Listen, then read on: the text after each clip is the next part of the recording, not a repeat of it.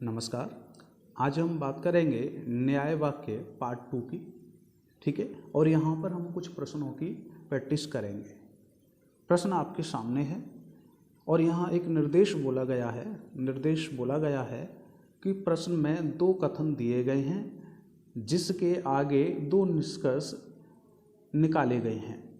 आपको मानना है कि दोनों कथन सत्य हैं, चाहे वह सामान्यतः ज्ञात तथ्यों से भिन्न प्रतीत होते हों। आपको निर्णय करना है कि दिए गए निष्कर्षों में कौन सा निष्कर्ष निश्चित रूप से कथन द्वारा सही निकाला जा सकता है। ठीक है, ठीक। तो हमें कथन दे रखा है, कथन नंबर फर्स्ट दे रखा है कुछ सेब आलू हैं। तो देखिए, इसके आधार पर हम वैनारिक कैसे बनाएंगे। देखें, यदि आपने हमारा पार्ट 1 नहीं देखा है तो आप इससे पहले पार्ट 1 को देखें, जिससे कि आपको यह पार्ट बड़े ही आसानी से समझ में आए। ठीक, कुछ सेब आलू हैं तो हम बनाएंगे कुछ सेब। देखिए, जितने भी दुनिया में सेब हैं वो सब यहाँ हैं और इसने साफ बोला है कि कुछ सेब आलू हैं। तो मैं ऐसे कह सकता हूँ सेब का कुछ हिस्सा क्या है, आलू है। तो कुछ सेब आलू हैं, तो हमें जो जानकारी प्राप्त हो रही है उस सेब के इस हिस्से के बारे में जानकारी प्राप्त हो रही है। जबकि इसमें एक अन्य और कथन दे रखा है सभी आलू आम हैं। तो देखिए, इसने बोला है सभी आलू आम हैं, तो सभी के लिए मैं कुछ इस तरह से ओवरलैप कर सकता हूँ कि सभी के सभी आलू क्या है, आम हैं। तो देखिए, मैंने इसे यहाँ एक्स्ट्रा नहीं किया, मुझसे जितना बोला जा रहा है मैं केवल उतना बढ़ा रहा हूँ। ठीक, तो इस तरह से आप एक ऐसा चित्र बना सकते हैं। यदि आप एक इस तरह का चित्र बना रहे हैं, कुछ इस तरह का एक चित्र बना रहे हैं, तो देखिए ये चित्र भी ठीक है, लेकिन मैं इस तरह से बनाता हूँ और आप भी कोशिश करें कि इसी तरह से चित्र बनाएं। ठीक, यहाँ पे क्या है कि यहाँ देखें सेब और आलू में और साथ में आम में कोई भी एक्स्ट्रा चीज़ नहीं मिल रही है, जबकि यहाँ ये कुछ चीज़ें एक्स्ट्रा मिल रही हैं। तो मैं इसे आम लिख देता हूँ। ठीक, तो बोला गया है कुछ सेब आलू हैं, तो मैंने कुछ सेब का हिस्सा आलू बना दिया। और इसने बोला सभी आलू आम हैं, तो सभी आलूओं को आम के अंदर रख दिया। क्लियर। अब निष्कर्ष बनाते हैं। निष्कर्ष में साफ बोला गया है सभी आम आलू हैं। क्या सभी आम आलू हैं? आम आलू के अंदर है, तो हम कह दें हमें आम जो है आलू के अंदर नहीं दिखाई दे रहा, क्या कहेंगे, पता नहीं, क्रॉस कर दिया है। सभी आम आलू हैं, गलत है। कुछ सेब आम हैं, क्या सेब का कुछ हिस्सा आम के संपर्क में है? हाँ, ये वाला हिस्सा तीनों के संपर्क में है, तो हम कहेंगे कुछ सेब आम हैं, ये बात सत्य है। अब यहाँ हम विकल्प बनाएंगे, विकल्प से मैच करेंगे। यहाँ बोला गया है केवल फर्स्ट और सेकंड अनुसरण करते हैं, तो भाई दोनों अनुसरण कर रहे हैं? नहीं कर रहे, तो ये क्या होगा, गलत होगा। केवल फर्स्ट अनुसरण करता है, केवल फर्स्ट अनुसरण करता है, बात गलत है जी, नहीं। केवल दूसरा अनुसरण करता है। यहाँ बोला गया है दोनों में से कोई नहीं, दोनों में से कोई नहीं, एक तो है, दोनों में से कोई नहीं, ये क्या होगा, गलत होगा। ठीक, फिर क्या बोला है केवल सेकंड अनुसरण करता है, क्या सेकंड अनुसरण करता है? हाँ, ये वाली बात सही है, तो हमारा आंसर क्या होगा, ऑप्शन डी सही होगा, ऑप्शन डी सही होगा। क्लियर। नेक्स्ट कथन है कुछ बहुपद रेखिक समीकरण हैं। तो मैं ऐसे बना देता हूँ, ये क्या है, यह कुछ बहुपद हैं, यह बहुपद हैं और बहुपद का कुछ हिस्सा क्या है, रेखिक समीकरण। तो मैं कह देता हूँ ये क्या है, रेखिक समीकरण, रेखिक समीकरण। फिर बोला गया है दूसरे कथन में कुछ रेखिक समीकरण द्विघात हैं। तो कुछ रेखिक समीकरण क्या है, द्विघात समीकरण है या द्विघात हैं। ठीक, द्विघात हैं। अब निष्कर्ष बना लेते हैं। तो देखिए, यहाँ पर रेखिक और द्विघात को टच करने के लिए बोला गया है, तो मैंने केवल इन दोनों को ही टच किया है, न कि बहुपद से टच किया।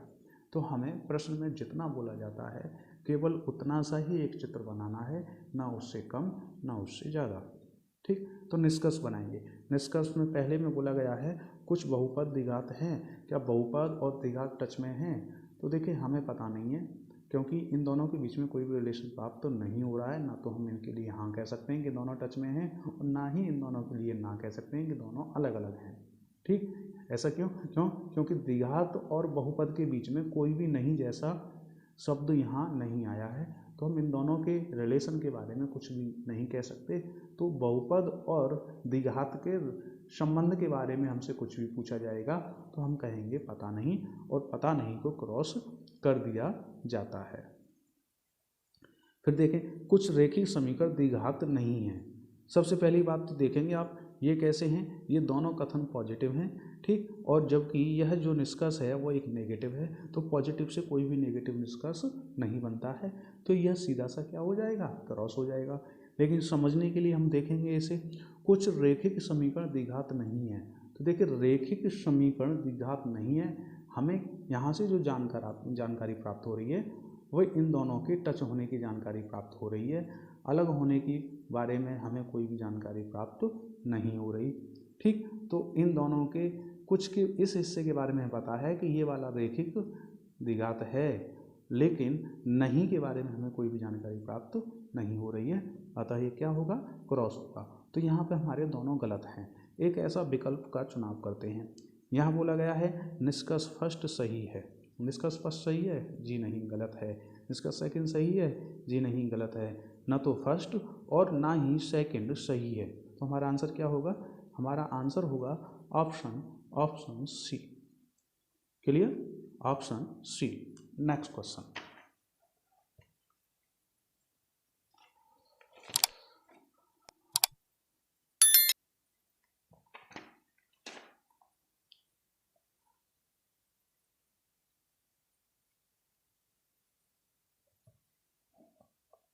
नेक्स्ट क्वेश्चन, वक्तव्य दे रखा है। नेक्स्ट क्वेश्चन, वक्तव्य है सब स्टेनोग्राफर सुस्त हैं। तो मैं एक ऐसा वैनारिक बना सकता हूँ कि सब अर्थात सभी स्टेनोग्राफर सुस्त हैं। तो जितने भी दुनिया में स्टेनोग्राफर हैं सब कैसे हैं? सुस्त हैं, सुस्त। ठीक, कुछ आदमी स्टेनोग्राफर हैं। अब देखिए दूसरे कथन में बोला गया है कि कुछ आदमी स्टेनोग्राफर हैं, तो आदमी को स्टेनोग्राफर से हमें टच करना होगा। तो ये क्या होगा? आदमी। अब देखिए मेरे से जितना बोला जा रहा है मैं स्टेनोग्राफर और आदमी को टच कर रहा हूँ। ठीक, तो आप यदि कोई और चित्र बना रहे हैं, यदि मान लो आप ऐसा चित्र बना रहे हैं कि स्टेनोग्राफर हैं और ये सुस्त हैं, और आपने आदमी को इन दोनों के अंदर रख दिया, तो ये भी जो है चित्र ये भी सही है। लेकिन इससे ज़्यादा वरीयता मैं इसे दूंगा। क्यों? क्योंकि यहाँ सभी आदमी सुस्त के अंदर चले गए, जबकि हमें ऐसी कोई भी जानकारी प्राप्त नहीं हो रही है। तो मैं क्या करूँगा कि आदमी को न तो अंदर कर रहा और ना ही पूरा बाहर कर रहा, तो मैं यहाँ कुछ का रिलेशन बना के चलता हूँ। ठीक है, चित्र दोनों सही हैं, लेकिन मैं कुछ इस प्रकार से सॉल्व करता हूँ, क्योंकि मेरे से जैसा बोला जा रहा है लगभग मैं वैसा ही बनाने की कोशिश कर रहा हूँ। ठीक, अब यहाँ से देखेंगे तो देखिए इस तरह से आप देखेंगे तो स्टेनोग्राफर और आदमी यहाँ टच हो रहे हैं कुछ। अब इनडायरेक्ट वे में देखा जाए तो सुस्त और आदमी भी यहाँ पे आपस में टच हो गए। ठीक, किसकी वजह से? आदमी और स्टेनोग्राफर में यहाँ डायरेक्ट रिलेशन दे रखा है, जिसकी वजह से इनडायरेक्ट प्रभाव किस पे पड़ा? सुस्त पे। तो सुस्त और आदमी का एक रिलेशन यहाँ बन गया, इनडायरेक्ट तरीके से दे नहीं रखा लेकिन ऐसा बन रहा है। भाई इन दोनों की वजह से आप भी जानते हैं कि दो चीज़ों से एक तीसरी चीज़ उत्पन्न की जा सकती है। ठीक, निष्कर्ष बनाते हैं, सभी सुस्त लोग आदमी हैं। तो देखिए क्या सभी सुस्त लोग आदमी के अंदर हैं? जी नहीं, ऐसी कोई जानकारी हमें प्राप्त नहीं हो रही। कुछ सुस्त आदमी हैं, सभी नहीं हैं, हम ऐसी कोई जानकारी हमें यहाँ से मिल नहीं रही। तो सभी सुस्त लोग आदमी हैं, ये बात क्या है? गलत है। कुछ आदमी सुस्त हैं, तो देखिए आदमी का कुछ हिस्सा सुस्त है। हाँ जी हाँ, बिल्कुल है। ये वाला हिस्सा इनडायरेक्ट वे में इससे टच हो गया। ठीक, यदि आप यहाँ भी देखना चाहते हैं तो ये वाला हिस्सा देखिए इनडायरेक्ट वे में टच हो रहा है, तो ये बात क्या है? सत्य है। तो यहाँ केवल सेकंड अनुसरण करता है। तो देखिए ऐसा ही केवल फर्स्ट अनुसरण करता है, ये बात गलत है। केवल निष्कर्ष सेकंड सही है, ये वाली बात सत्य है। तो हमारा आंसर क्या बनेगा इसके लिए? ऑप्शन बी होगा। क्लियर? नेक्स्ट क्वेश्चन बना लेते हैं।